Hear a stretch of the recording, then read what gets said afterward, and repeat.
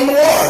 Peter's the same one who started drowning in the same water that he was walking on. Peter is the same one who was drowning and said, Lord, save me.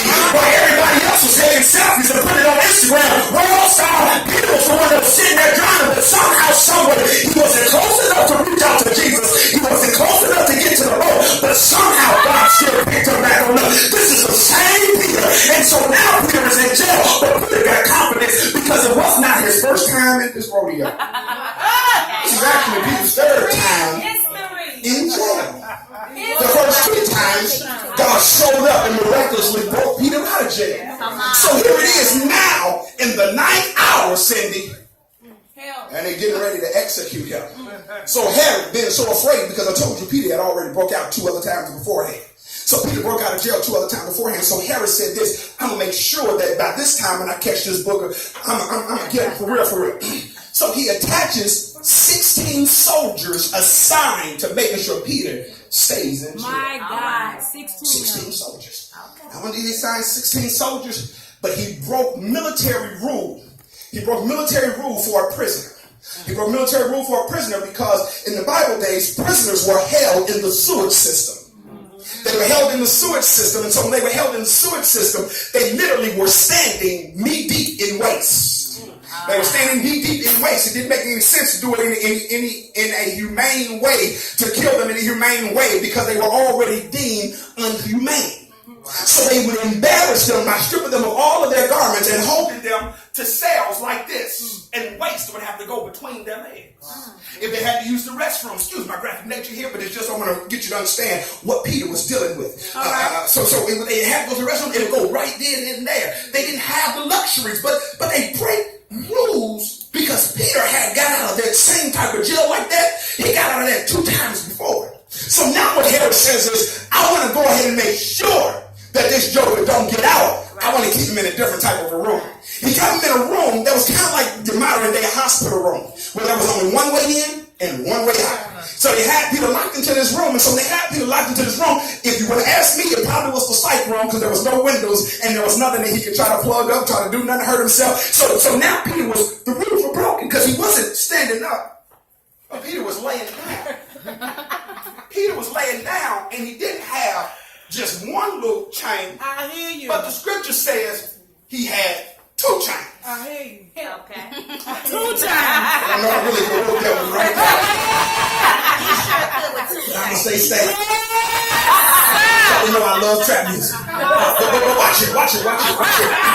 2 chains. 2 chains are holding him, right? Yeah. Holding him. He's laying down. He's asleep.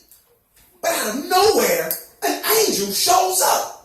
Didn't make no noise. Didn't give no warning sign. The angel just showed up. Now check this out. Peter's asleep, I get. But you got 16 other guards that are assigned to watch Peter. Now that's what the guards' jobs were. There were 16 guards, 1 on each side of Peter. There was 2 outside of the door, 2 down the hallway, and another 2 at the front entry gate, making sure that nobody could come around and touch Peter. But somehow, someway, the angel bypassed all of them other jokers and get into the cell.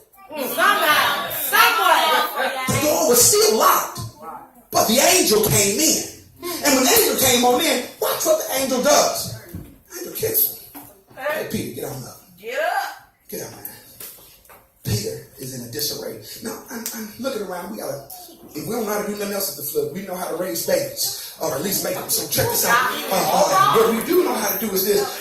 With the kids, when the kid is asleep, check this out. When the kid is asleep, it's hard to get them to follow any directions. When the kid is asleep, it's hard to get them to follow any direction. You know, you take a kid on a trip, you ride in the car, and it's time to get out, and you're trying to tell them, put their coat back on, put your hat back on, put your shoes back on. Get out the car. You got to go to them. You got to tell them each and every single thing to do.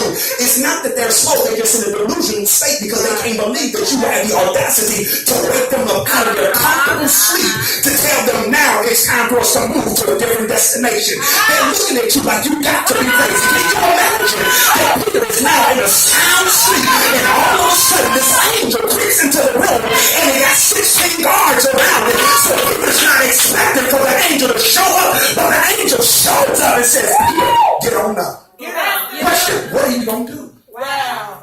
And he gets on up, Chanel, he gets on up. The angel tells him, I'm sure how much the angel is not concerned about the adversary. The angel is not concerned about the adversary so much that the angel tells Peter, take your time. What you must understand, when God is in your deliverance and your breakthrough, it takes time. Let me pause right here. Most of us don't want it to take time. We want to have it instantaneously. We want to have it quickly. We expect it to happen overnight. But you cannot expect for deliverance to take place overnight and for it to be valued. Anything of value takes time to prepare. So what Peter was going through, he was going through a deliverance process, but in the deliverance process, it took time. It took so much time that Peter had the time to put his clothes back on. He put his clothes back on, put his belt on, and had time to tie his sandals. Come on, sandals.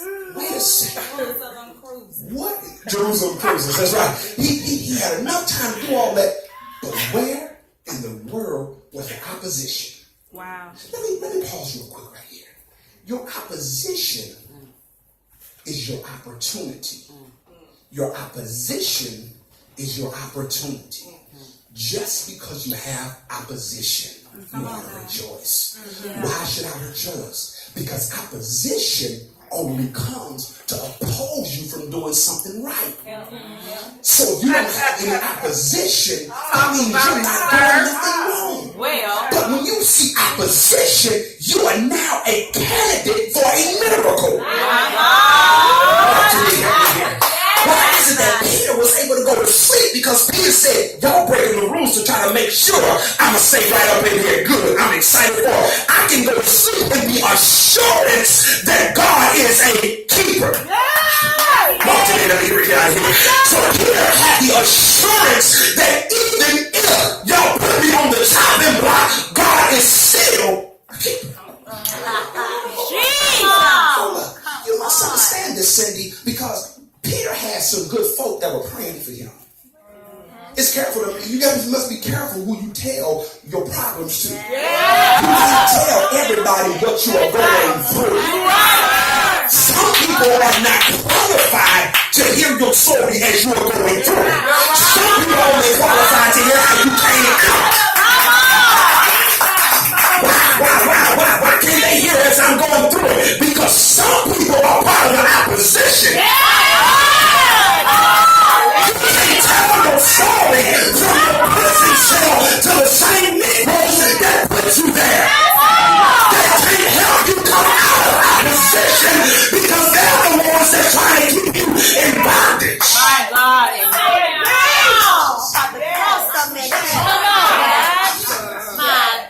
Peter, Lord, today help me. We get a free phone call, but the church found out Peter is in jail. When the church found out that Peter was in jail, the first thing that they did was got together and started praying. In this season, you got to understand, we have to get to that place in prayer. You will never be able to get. Martay plays basketball, right? I told First Lady this other day, I said, I'm so proud of him because I went to go pick him up and I was late. And when I got there late, I was real late, like an hour late. I was picking him up. The other team was practicing, but he was the only one from his team. He was the only one from his team that was still left in there. He was the only one that was still practicing. Now, what made me excited was everybody else had went home.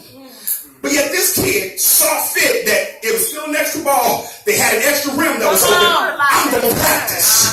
So what he did was, I looked outside the window. He was running up and down the court, bouncing the ball. As the team would run from one end of the court to the other, he would run down and try to hurry up and do a layup. So I sat right there and watched him, and I realized nobody's paying this kid any attention. But Cindy, and I walked inside, and unbeknownst to me, there was a man that was sitting outside of my vision. He was sitting against the wall. They called him Coach. He was the head coach. And so what the coach told me was, he said, I didn't tell him to do any of that. He's doing this on his own. He said, did you tell? I said, no, man. I ain't telling him to do it. He said, okay. He said, I'm going to tell him you're going to be sitting on the bench and I'm going to see how you respond. So I said, okay, there you go. Whatever, coach, whatever you do. I said, come on, Taylor, let's get ready to go. Coach said, I don't know what you're practicing for. You're going to be sitting on the bench with a smile on his face. This kid right here says, okay, all right. I started questioning, is he really my son? Because Lord knows that it would not have been me. I would have flipped Henry Gym inside out and outside in. But in fact, this kid right here said, oh, it's okay. It's all good. We get to the car. I said, well, Jay, why you acting like that? He said, oh, I ain't worried. That's right.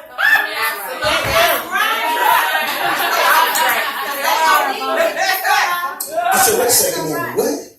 He said, I ain't worried. I ain't worried. I said, okay. The next day I went to his practice and I saw why he wasn't worried. I saw why he wasn't worried. He wasn't worried because this kid right here, he knows how to get his head in the game. He knows how to be part of the team. He knows how to motivate everybody else. When there was teammates that was still talking crazy and the coach was telling him to run, he was the only one that was running with a smile on his face. I said, it gotta be something wrong with my son. And then the Lord said, no, it ain't nothing wrong with him. He has assurance that I have him. Listen here, beloved. Even when you are the only one left on the field, you still have to have the assurance that God still has you. Jesus. I'm almost done. I promise you. I'm almost done. So the angel shines the light. The prisoner, the opposition, they all messed up now. They all all got knocked out. They looked for the help to come and find them. They threw the white sheets on them. But Peter, watch this. Peter is not in a rush. The angel is not in a rush to get Peter to safety. My problem with that is, why you not trying to hurry up and get me free if you know down the hall I got at least 4 more jokers that's about to get ready to run across me? Because watch what happens. The angel says, the text says this. Luke says this in the text. He says, as they were walking, doors were opening without their own touch. Right. That's right. Wow. Take that picture.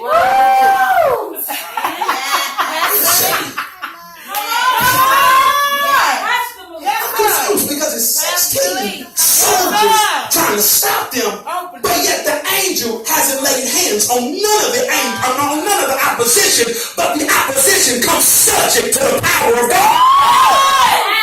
You don't have to fight the defeated demon. All you have to do is just keep walking in the power of God. Whatever door begin to open up, your hand will be sitting right there. Man, how in the world did you get all the way over there? Because of who I have on the inside. The Bible says, greater is he that's in me than he that is in the world. They're walking, 16 soldiers are trying to stop them. But yet, can't do anything to them. So Peter's in a disarray. He's halfway asleep, he's stumbling. And so now they make it outside of the palace. Right. Because you must understand, Peter was locked up where Herod was at. Herod was the one who wanted to keep Peter in prison because he knew that if he was to kill Peter, the Jewish people would love him even more. So it was a political game. So watch how the way God does it. He doesn't break him out of a side door. He doesn't break him out of a window. He doesn't do anything like that. He doesn't, the angel don't pick him up and take Peter straight to Mary's house. But instead, the angel takes his time and walks right past opposition. Why did he have to walk past opposition? I believe it's Psalms 23 and 4. Yes, though I walk through the valley of the shadow of death, I will fear no evil. Why? Because thou art with me, thy rod and thy staff, they do comfort me. So when Peter was in a disarray and didn't even know where he was at, the angel was working out stuff in him. Lord, today I'm not feeling like running, so watch this. I'm almost done. Seriously, I'm almost done here. But watch what happens here. Now, Peter goes to the street. He goes to the street, and when he gets to the street, the angel walks him down the street a little bit just so that he can wake up. Peter now wakes up, and the angel burns out. And he tells him, Peter, you can take care of him here. You must understand that when it feels like God has left you in the middle of your situation, in the middle of your crisis, he has not left you. He probably has just worked a miracle out and you just haven't woke up yet to even know it. You just don't even know that God had worked something out behind the scenes because you were disoriented. You were focused on your sleep and God was focusing on getting you rest. While y'all today.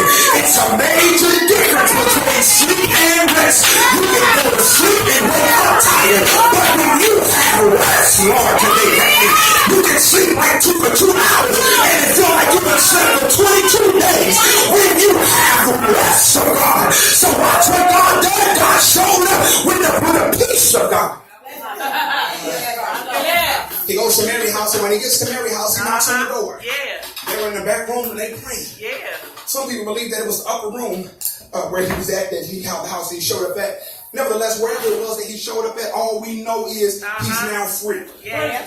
Because he's free, he's knocking on the door, and so the little girl comes up, get the door. That's why you should never let the kids answer the door in the first place. Rhoda runs up there and she says, "Who is it?"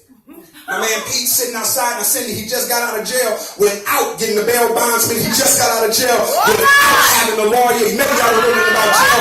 Maybe you gotta spend a few days in jail, a few hours in jail. But for those of us that can testify, we your pastor, I've been in jail a few times here and there. May not have been for a major crime, but I spent some time moving around real good. See, I told y'all 2 chains coming on. So I should check this out.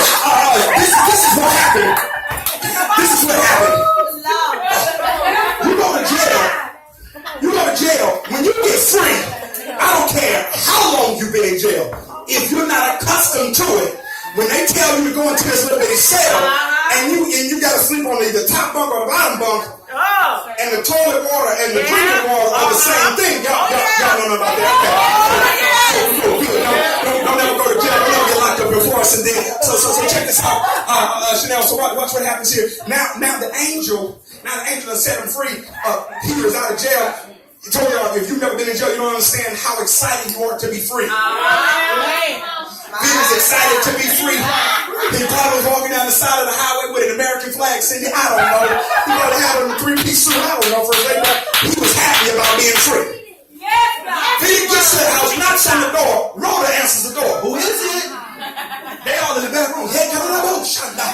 They in there praying. They in prayer service. Rhoda still's awake. Who is it? It's Peter.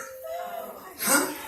It's Peter. Look, let her open up this door. But Rhoda run back inside because she was so excited. Now, that's just like a lot of us.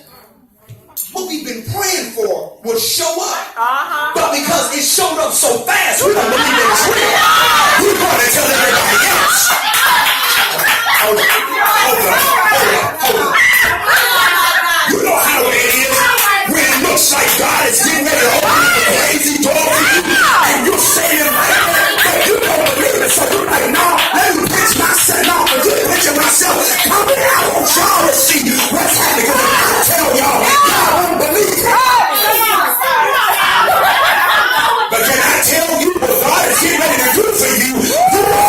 They know you very well, and they don't even believe that God opened that type of door for you. That's because I've been in revelation, and I have assurance that God.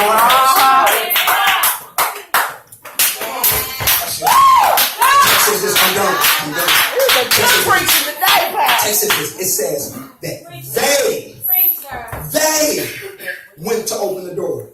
They went to open the door. Rhoda left Peter at the door.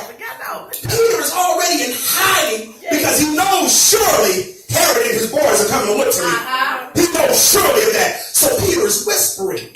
So when Rhoda goes and get everybody, see, you got to be careful of who you bring to your celebration. Come on. Wow. Everybody can't be invited to your coming out party. Because some people are not celebrating that you're coming out. Some people are actually mad that you have the audacity to have an invitation of calling it a coming out party. Some people are happy when you're going through. Let me help you with your spirit of discernment. I promise y'all I'm done, but this all straight from this text message that Peter gave me this morning. But I want you to understand that some people are not excited about what God is doing in your life. They're called frenemies. They're called frenemies. Let me introduce you to a new terminology. Say it, Leaf Dictionary is now in full effect. Frenemies. Frenemies are those that come up and they act as if they are praying for you. You tell them what God is doing, and they're like, I'm praying with you, baby. But they never pray at all. You find out who's really praying with you when they start praying with you. See, it's a major difference between telling somebody, I'm praying with you, and somebody actually said, God, we thank you right now. When you're on the phone with them because you have an issue, you're at the grocery store because you have an issue. The problem is some of us are connected to people who act spiritual in church, but outside we don't even know that they know God at all.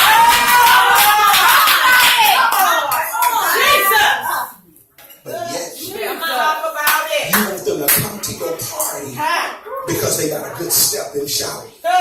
You want them to come to your party because you know they're going to talk back.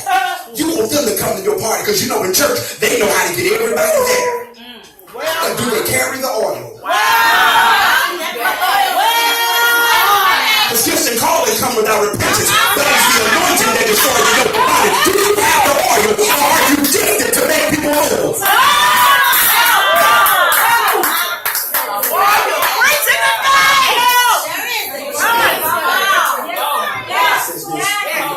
I swear. You preaching tonight, huh? Rhoda goes and get everybody. They run to the door, and the Bible says they open the door. They open the door. When they open the door, what's the first thing that they do? First thing that they do is, oh my God, Peter! They get all loud. So Peter has to tell all of them. He said, listen. He said, y'all need to come down a few notches. You must understand that I'm still a wanted man. Peter tells them, he says, he opened up the door, Peter! Come down a few. And he tells them, he says, the reason why, he says, because the enemy is still looking for me. He's still looking for me. He said, we can't celebrate publicly because if we celebrate publicly, they may find out where I'm at. Some celebrations don't warrant you to tell everybody about it. Some celebrations only warrant the proof that you just had a party. What do you mean? You don't have to tell everybody what you're trying to do. Some folk, you just got to show I've already done it. Why? But that's my neighbor in church, Pastor. Just because they're your neighbor in church, that don't mean that y'all have a neighboring or a kindred spirit. Because you do understand that Peter is called the church, the rock. Peter is called the rock, but watch how the way the enemy infiltrates the rock. He infiltrates the rock because he wants to get the rock off guard. Because if he gets the rock off guard, aka the church, then he can stop us from doing ministry as a whole. What you gonna do now that you know the plans of the enemy?